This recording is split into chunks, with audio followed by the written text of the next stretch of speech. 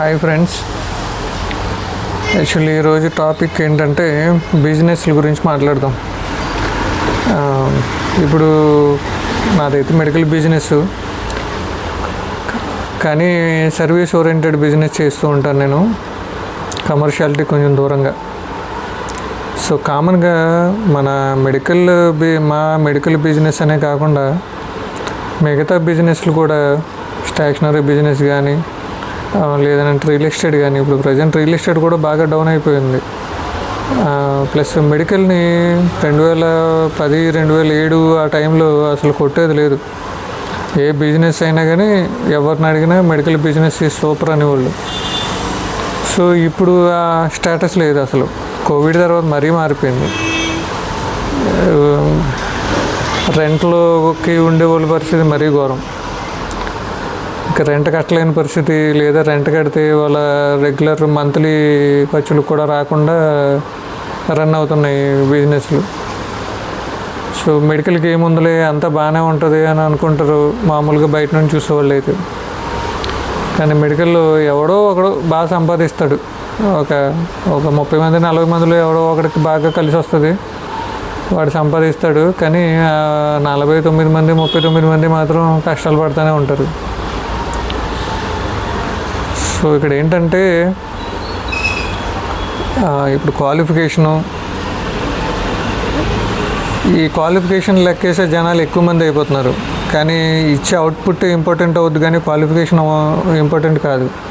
ఇప్పుడు క్వాలిఫికేషన్ పెంచుకునే విధానంలో వాళ్ళు కమర్షియల్గా తయారవుతారు చాలామంది.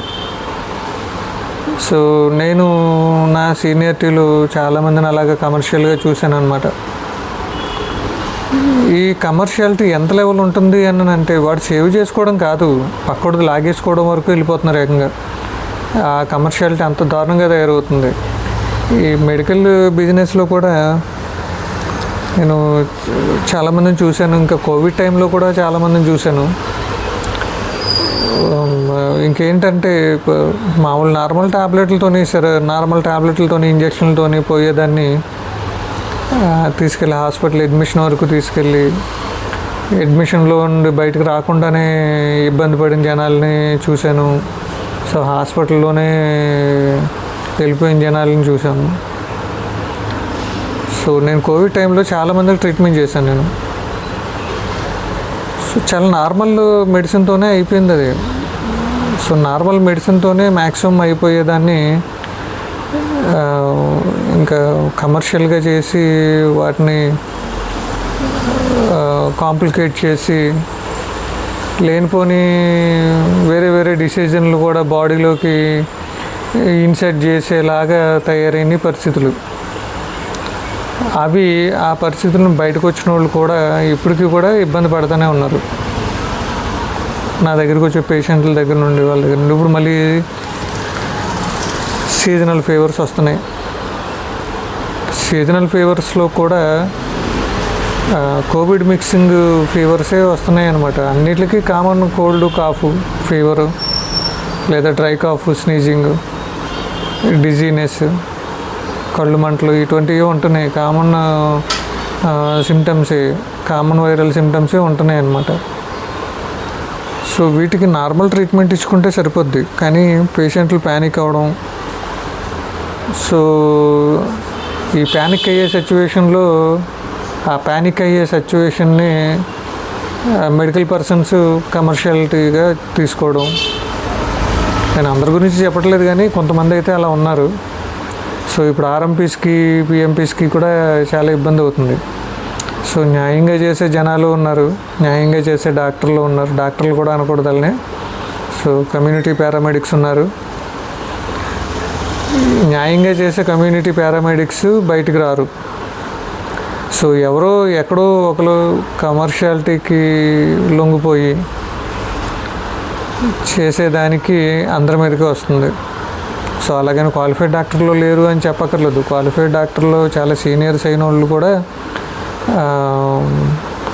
ఇబ్బందులు పడ్డవాళ్ళు ఉన్నారు.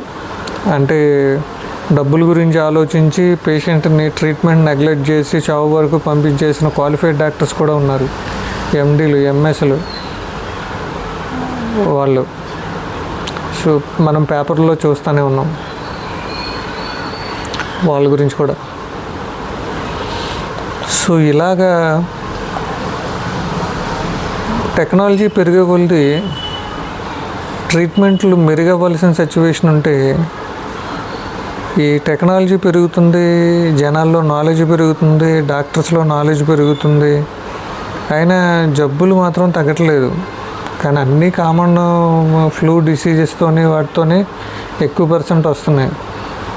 సో ఇంకా టెక్నాలజీ ఇవి రేజ్ అయ్యి ఏంటి లాభం? ఏమీ లేదు. మనం వస్తుంది అని తెలుసుకునేటప్పటికే, వచ్చేసింది అని తెలుసుకునేటప్పటికే లోపల థర్డ్ స్టేజ్, ఫోర్త్ స్టేజ్ ఉంటాయి. ఎర్లీ స్టేజ్లో మనకేం కనిపించవు. ఎర్లీ స్టేజ్లో నవ్వే డేస్లో బాగా లైఫ్ చాలా బిజీ అయిపోయి చిన్న చిన్న వాటికి మెడికల్ షాప్కి వెళ్ళి ట్యాబ్లెట్లు వేసేసుకుని మనం రన్ చేసేస్తున్నాం లైఫ్ని. సో ఆ రన్ చేసే లైఫ్ మనం ఏదో ఆదా చేస్తున్నామని అనుకుంటాం, కానీ అక్కడ ఆదా చేసేదానికంటే మనం రాబోయే విపత్తుకి మార్గం చూపిస్తున్నట్టు అనమాట.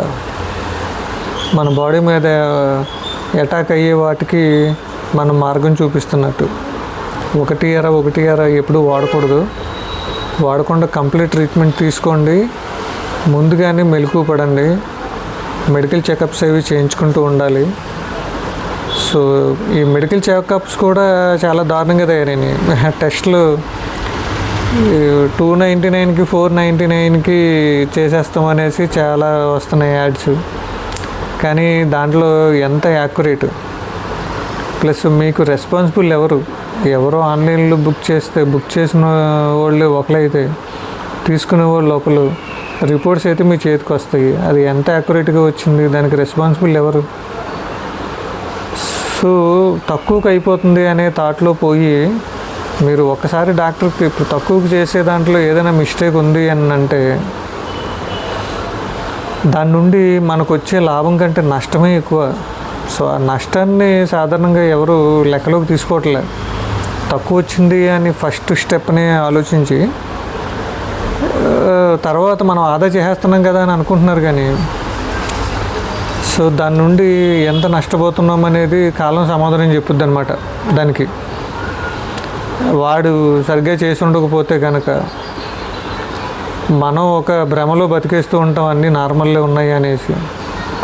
మన బాడీకి సిమ్టమ్స్ వచ్చేంత వరకు మనం దాన్ని అశ్రద్ధ చేసుకుంటూ వెళ్ళిపోతాం. అరే అప్పుడు టెస్టులు చేసుకున్నాం కదా, 299, 399 టెస్టులు, సో నార్మల్గానే ఉంటుంది కదా, ఏదో సిమ్టమ్స్లే అనేసి వాటిని అశ్రద్ధ చేసుకుంటూ పోవడమే జరుగుద్ది. సో కామన్ సైకాలజీ అది, కామన్గా హ్యూమన్ సైకాలజీ అది. సో కొంచెం డిఫరెంట్గా థింక్ చేసి ఆరోగ్యానికి పెద్దపీట వేయండి. సో ఇప్పుడు నవ్వే డేస్లో మనం రోజు లేచి పడుకునేటప్పటికి ఎన్ని చోట్ల ఇన్ఫెక్ట్ అవుతూ ఉంటాము. సో ఎఫెక్ట్ అవుతూనే ఉంటాము.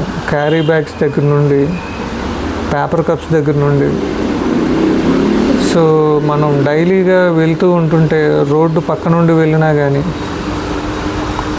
ఇప్పుడు వర్షాకాలం వచ్చింది, కొన్ని ప్లాంట్స్ ఉంటాయి రోడ్డు పక్కన ఉన్న ప్లాంట్స్, అవి పిప్పుడు రిలీజ్ చేస్తూ ఉంటాయి గాలికి. సో అవి పీల్చుకుంటూ ఉంటాం. సో మనం బండి మీద వెళ్ళిపోతూ ఉంటుంటే ఒక పురుగు మనకి కళ్ళ కొట్టేసి వెళ్ళిపోతుంది. మనం ఏం చేస్తాం, దాన్ని నలిపేసుకుని దాన్ని అశ్రద్ధ చేస్తాం. సో అది మన కంటికి కొట్టిన టైంలోనే మన కంటిలో ఎగ్స్ రిలీజ్ చేస్తుంది. సో అది మనం గమనించాం. ఆ టైము మనం అనుకుంటాము అది ఎప్పటికో బయటకు వస్తుంది. అది మన కంటిలో ఉండే వేడికి అది ఫెర్మెంట్ అయ్యి తర్వాత అవి వామ్స్ కింద కన్వర్ట్ అయ్యి అవి రెటీనా అప్పర్ లేయర్లో ఉండిపోయి ఐ సైడ్ డిఫరెన్స్ రావడం అటువంటివన్నీ అవుతాయి. అటువంటి కేసులు చూసున్నాం మేము. సో ఉండేది చాలా జాగ్రత్తగా ఉండాలి. మన బిజీ లైఫ్లో మనం ఏమాత్రం అశ్రద్ధ చేసాము అని అంటే దాన్ని మనం క్యారీ చేస్తూనే ఉంటాం. దానికి ఫుల్ స్టాప్ పెట్టడానికి సరైనది తెలుసుకోగలగాలి. మీరు పెద్ద డాక్టర్ వరకు వెళ్తారు, పెద్ద హాస్పిటల్కి వెళ్తారు, పెద్ద డాక్టర్ దగ్గరికి వెళ్తారు.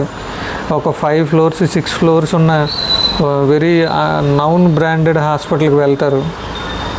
దాంట్లో చేసే ప్రతి డాక్టరు ఎక్స్పీరియన్స్డ్ డాక్టర్స్ అని చెప్పడానికి లేదు. సో సో ఇది జగం ఎరిగిన సత్యం, జనాలు గమనించాలి. సో అలా గమనించకుండా పెద్ద హాస్పిటల్ 5 అంతస్తుల బిల్డింగ్లో ఏసీ రూమ్లో కూర్చున్న డాక్టర్ కదా అనేసి అతని దగ్గరికి వెళ్తే అతనికి టైం ఉండదు కదా, అతనికి టార్గెట్ ఉంటుంది, అతనికి టైం ఉండదు. సో ఇప్పుడు నేను చాలామంది పేషెంట్లను చూస్తున్నాను, వాళ్ళు ఏంటంటే వాంటెడ్గా కోరు తెచ్చుకున్న రోగాలతోనే ఎక్కువ బాధపడుతున్నారు. 70% అంటే కోరు తెచ్చుకున్న రోగాలంట, 30% అసలైన డిసీజెస్ అంట.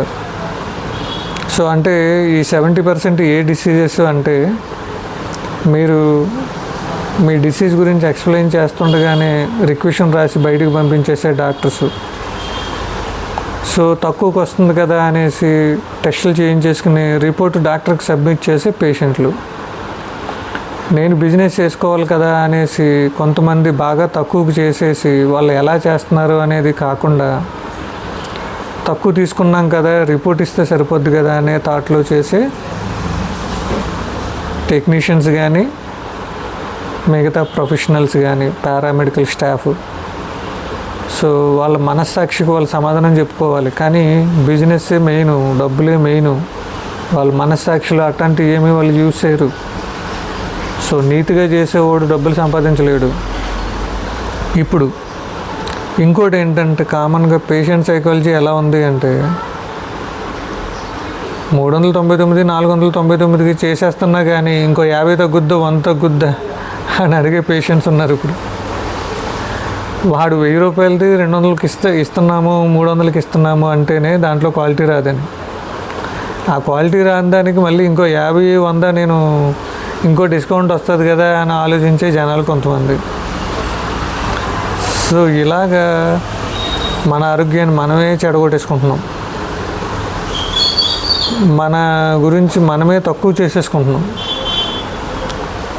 సో వారికి ఏం మిగులుతుంది, వాడిని బతకనిద్దాము అనే థాట్ పేషెంట్కి లేదు. పేషెంట్కి ఎంత తక్కువకి వస్తే అంతే బాగుంటుంది. చేసేవాడికి, బిజినెస్ చేసేవాడు లైఫ్ ఎలా ఉందరో బాబు అని అంటే, వాడు కట్టుకోలేక వచ్చిందే తీసుకుని ఏదో విధంగా రిపోర్ట్ ఇచ్చేద్దాము అని ఉండే టెక్నీషియన్స్ కానీ ల్యాబులు కానీ. ఇది పెద్ద పెద్ద వెల్ నోన్ స్పెషాలిటీ ఉన్న డయాగ్నోస్టిక్స్లోని హాస్పిటల్స్లోని జరగదు అనేది ఏమీ లేదు. పెద్దదైనా కానీ దాంట్లో చేసేవాడు ల్యాబ్ టెక్నీషియనే. సో వాడి మనసు అలాగే ఉంటుంది, వాడు ఎలా చేసినా శాలరీ వాడికి వచ్చేస్తుంది పెద్ద దాంట్లో చేసేవాళ్ళకి. ఒకసారి అబ్నార్మల్ వచ్చింది అని అంటే రెండోసారి పెడితే బాగుంటుంది అని ఆలోచించే వాళ్ళు చాలా తక్కువ మంది ఉంటారు ల్యాబుల్లో. సో మనసు పెట్టి ఆలోచించండి ఫ్రెండ్స్. అలా మనసు పెట్టి ఆలోచించి ఎవరు మీకు ఇప్పుడు ఏంటంటే ఎవరు మీకు యాక్యురేట్గా ఇస్తారో అనేది ఆలోచించండి. ఎందుకంటే సీనియారిటీ పెరుగుతుంది, సీనియారిటీ ఉండే వాళ్ళకి సో వాళ్ళు ఎలా చేస్తారు అనేది తెలుసుకుని మాత్రమే వాళ్ళకి ఇవ్వండి. సో మా లాటోళ్ళు ఉన్నాం, 2010 నుండి ఒకే ప్లేస్లో ఉన్నాను నేను. నా దగ్గరికి వచ్చిన పేషెంట్లు వేరే దగ్గరికి పోరు. సో నేను దగ్గర 9-8 సంవత్సరాల నుండి గూగుల్లో 5 out of 5 రన్ అవుతుంది పునీత్ డయాగ్నోస్టిక్స్. మీరు కావాలంటే చెక్ చేసుకోవచ్చు, 5 out of 5 రన్ అవుతుంది. పునీత్ డయాగ్నోస్టిక్ అని కొడితే గూగుల్లో వస్తుంది. సో మా లాటోళ్ళని కన్సిడర్ చేయండి. సో నేను ప్రాక్టీషనర్ కూడా. సో అన్ని కేసులు చూస్తాం బేసిక్ లెవెల్లో. నేను రిసీవ్ చేయను, నా రూల్స్ నాకు తెలుసు, నాది చిన్న సెటప్పే. కానీ నాది ల్యాబ్, మెడికల్ అలాగే లైసెన్స్డ్, ల్యాబ్ క్లినిక్ కూడా లైసెన్స్. నాది చిన్న సెటప్ అయినా కానీ లైసెన్స్ తీసుకుని రన్ చేస్తున్నాను. సో నేను లైసెన్స్ తీసుకుని రన్ చేస్తున్నాను అనే విషయం ఎందుకు చెప్తున్నాను అని అంటే, నేను విచ్చలవిడిగా ట్రీట్మెంట్ చేయను. ఏది అవసరమో దానికి, అవసరం లేకపోతే డైట్ లెవెల్స్ చెప్తాం. నేను చెప్తాను, లేదు అని అంటే నాతో పాటు ఉండే డాక్టర్ రామారావు గారు అని డాక్టర్ గారు చెప్తారు. లేదు అని అంటే జనరల్ ఫిజిషియన్ రప్పిస్తాం, ఆన్లైన్లో కానీ ఆఫ్లైన్లో కానీ. లేదు అని అంటే గైనకాలజిస్ట్ సజెషన్ తీసుకుంటాం. అలా ప్రొఫెషనల్స్, నాతో ఉండే ప్రొఫెషనల్స్ కూడా కమర్షియాలిటీకి దూరంగానే ఉంటారు. సో అలాంటి ప్రొఫెషనల్స్ చేత నా వేవ్ లెంత్కి సూట్ అయ్యే వాళ్ళనే కదా మేము కూడా పెట్టుకుంటాం. సో ఇక్కడ ఏదో ఒకటి చేసేసి వాళ్ళని అడ్మిట్ చేసేయాలి, పోసేయాలి, తీసేయాలి, ఇలా చెయ్యం. ఇది పక్కా. ఎందుకంటే నేను 1996 నుండి 1996 నుండి నేను మెడికల్ ఫీల్డ్లో ఉన్నాను. సో అలా అనుకుంటే 30 సంవత్సరాల నుండి ఉన్నాను. నేను ఇంత చిన్న సెటప్లో ఉండక్కర్లా. నా గురించి వచ్చేవాళ్ళకి నేను ఎప్పుడూ సేవ చేయడానికి రెడీగా ఉంటా. సో ఫ్రీ చేస్తానని చెప్పను, కానీ నేను ఫ్రీ చేయను. ఫ్రీ క్యాంప్స్ అస్సలు పెట్టను, ఎందుకంటే నేను బతకాలి కదా. సో అలా అని ఎదుటోని కొట్టేసి మరి బతికే అంత చేయను. ఎదుటోని కొట్టేసే అంత నాకు అవసరం లేదు. నా కష్టానికి తగ్గ ఫలితం నాకు ఇస్తే చాలు. మరి ఓవర్ బార్గెయిన్ చేయొద్దు. అలాగ నేను ఖచ్చితంగా సర్వీస్ ఇవ్వడానికి రెడీగా ఉన్నాను. మీరు కావాలంటే నాది యూట్యూబ్ ఛానల్ ఉంది, దాంట్లో నా అడ్రస్లు అవన్నీ ఉంటాయి. గూగుల్లో నా అడ్రస్ అది ఉంటుంది. మీరు రావచ్చు, నాతో డైరెక్ట్గా మాట్లాడవచ్చు. కానీ ఏంటంటే నా వైపు నుండి వెళ్తే మాత్రం ఖచ్చితంగా మీకు బెస్ట్ రిజల్ట్ ఇవ్వగలనని హామీ ఇస్తున్నాను. నాకు తెలిసిన డాక్టర్స్ చాలామంది ఉన్నారు, చాలా సీనియర్స్ ఉన్నారు. సో దాంట్లో చాలా ఎక్కువ మంది కమర్షియాలిటీకి దూరంగా ఉన్న డాక్టర్సే ఉన్నారు నా సర్కిల్లో. సో దానివల్ల మీకు నేను క్వాలిటీ వస్తుంది అనేది అష్యూరెన్స్ ఇవ్వగలను. ఎక్కడ చేస్తారు అనేది ఇంపార్టెంట్ కాదు, మీకు క్వాలిటీ వస్తుందా లేదా అనేది ఇంపార్టెంట్. పెద్ద హాస్పిటల్కే పంపిస్తానని నేను చెప్పను, కానీ మంచి డాక్టర్ దగ్గరికి అయితే నేను పంపించగలను. సో మీకు టైం స్పెండ్ చేసే డాక్టర్ దగ్గరికి పంపించగలను. మీ గురించి ఆలోచించే డాక్టర్ దగ్గరికి నేను పంపించగలను. మీకు ఖచ్చితమైన ట్రీట్మెంట్ ఇచ్చే డాక్టర్ దగ్గరికి మేము పంపించగలం.